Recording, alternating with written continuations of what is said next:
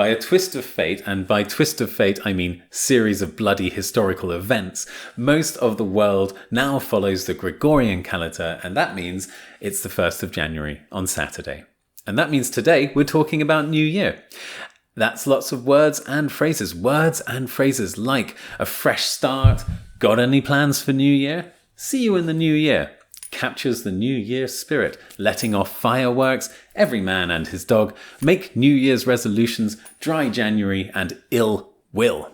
And many, many more. So, yeah, let's talk about New Year. So what is New Year's Day and what's New Year's Eve and when do we say New Year's? Let's clear this up first. All right, New Year's Eve is the 31st of December. It's the day before New Year's Day, and because people tend to celebrate the New Year at midnight, not whenever they wake up, it's the evening of New Year's Eve when people go out. So it's the night we kind of associate with New Year's. New Year's Day, well, sure, technically New Year's Day starts at midnight, and it does. But when I think of New Year's Day, I'm usually thinking like, the day, the waking up after the partying, possibly with a bit of a headache. I think of a long day off when all the shops are closed and there's nothing much to do but contemplate the year ahead and maybe enjoy the feeling of having a fresh start, a clean slate, a blank page, a new dawn. You get the idea. It's also a public holiday. In most countries around the world, at least, which means that we all get a day off, unless, of course, you live in Libya or Egypt or Ethiopia or Israel, Saudi Arabia, Iran, Pakistan, some parts of India, Malaysia, and Afghanistan. Though, to be fair, if you live in Afghanistan, you might have other things to think about right now. So yeah, that's New Year's Eve and New Year's Day. So what about New Year's? Well, that's the whole thing. Usually it refers to the 31st of December and the 1st of January, especially as they kind of both merge into one thing, one night. So you might say something like, wow, we had a crazy New Year's, we watched the fireworks on a boat and then stayed up all night and saw the dawn in from the terrace with hot chocolate and cakes. But we can also use this phrase New Year's to talk about the more general period of time. So, for example, you might say, we're going to get away from the horrible weather on New Year's. We'll be in the Seychelles, on the beach, in the sun. Or, my parents are coming to visit over the New Year, so maybe it's time to finally get rid of that old sofa. Really, it smells weird. During this period, we might ask each other questions like, got any plans for New Year's? Or what are you doing for New Year's this year? Personally, I'm not a big fan of New Year's. I think I was put off the whole thing when in my early 20s, me and a few friends had a very disappointing one. We were looking for a party. Basically, we ended up walking through an empty residential neighborhood saying, oh, I'm sure the party's around here somewhere. One of these streets, we'll find it. We didn't find it. Suddenly, we heard that classic New Year's sound. 8, 7, 6, 5, 4, 3, 2, 1. And then there were fireworks. And we were just walking in an empty street. So we went back to one of our houses and I spent the rest of the year watching my friends play computer games. Fun, not. So, what do we do when we haven't failed in our plans? Well, I know this is different around the world, and I'm going to talk about what I'm familiar with from my own travels and people around me, but there are loads of really cool, interesting things that people do around the world at New Year's, and we're going to talk about that at the end of the video. But first, this is what I imagine doing at New Year's generally. A typical New Year's thing is for people to gather in the town square to see in the new year. The local council or local municipality or city government or whatever you want to call it usually organize a big event. Sometimes there are things like singers and speeches and concerts and performers and stuff like that.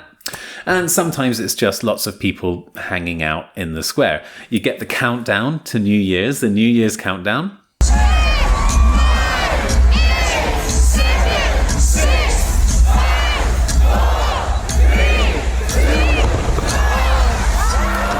And then everyone shouts, Happy New Year.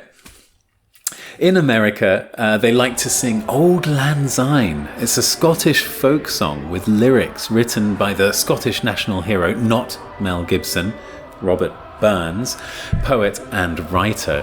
The song is about remembering old friends and making new ones, and though isn't specifically about New Year's, it really captures that New Year's spirit. And subsequently, it took off in the United States in the 20th century, and that's why you hear it in every American film about New Year's.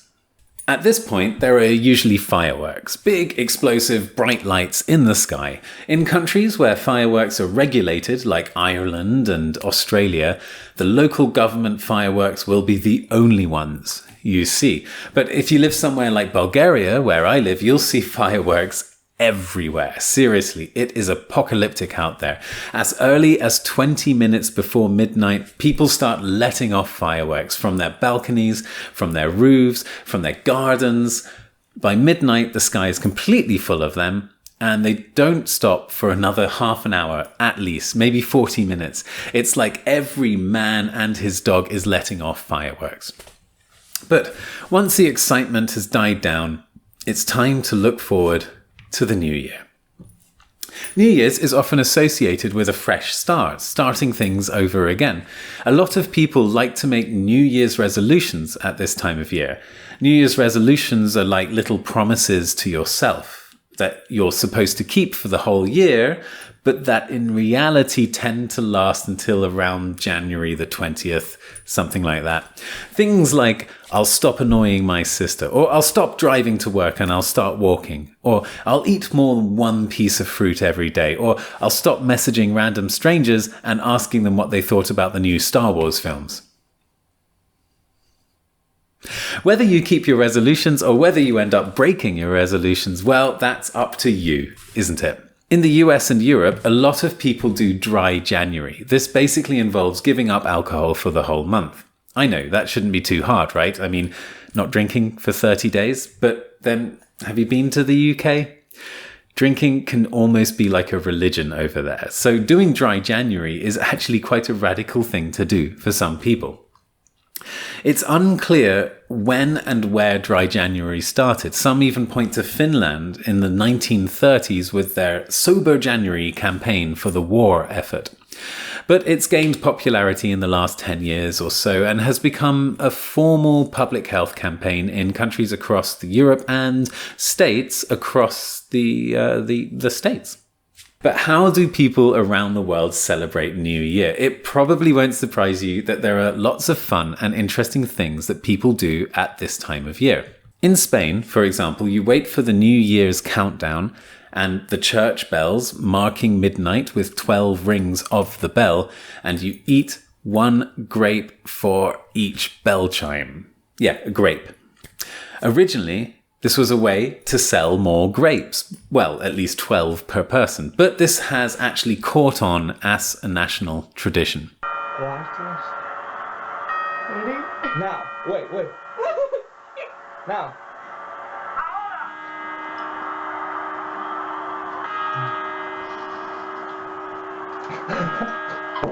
I put it on my mouth. Are we supposed to chew them? Yeah. Oh. Too late.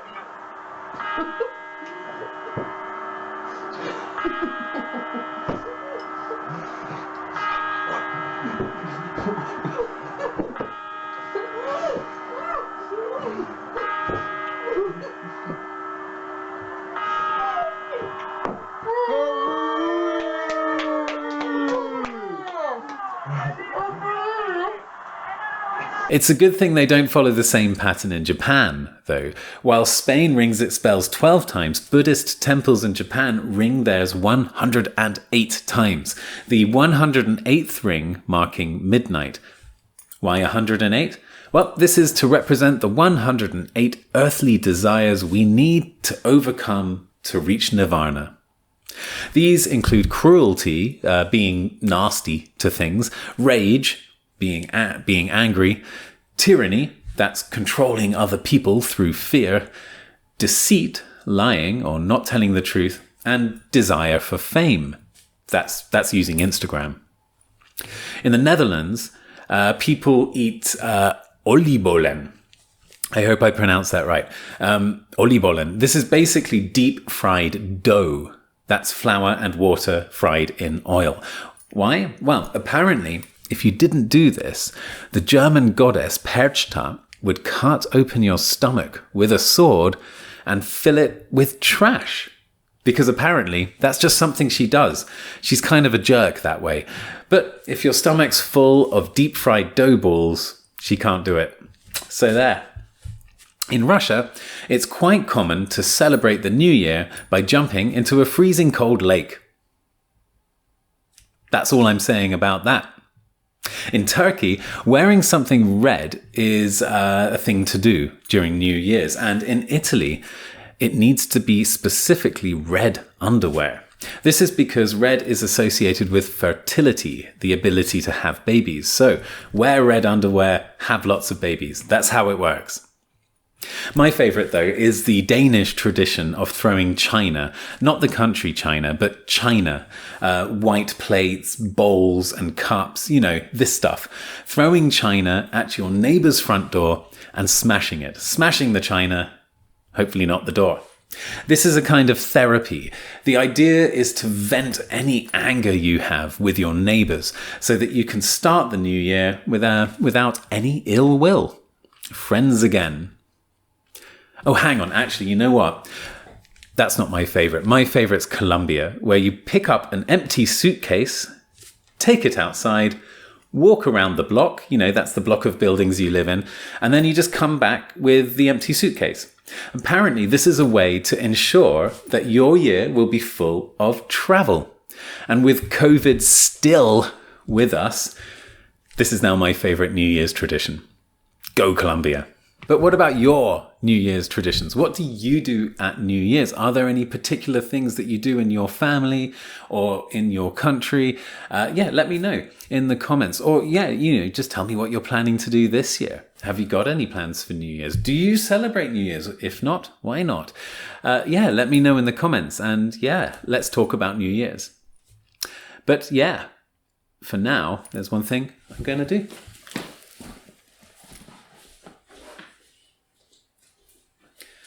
And like and subscribe. Happy New Year. See you next year.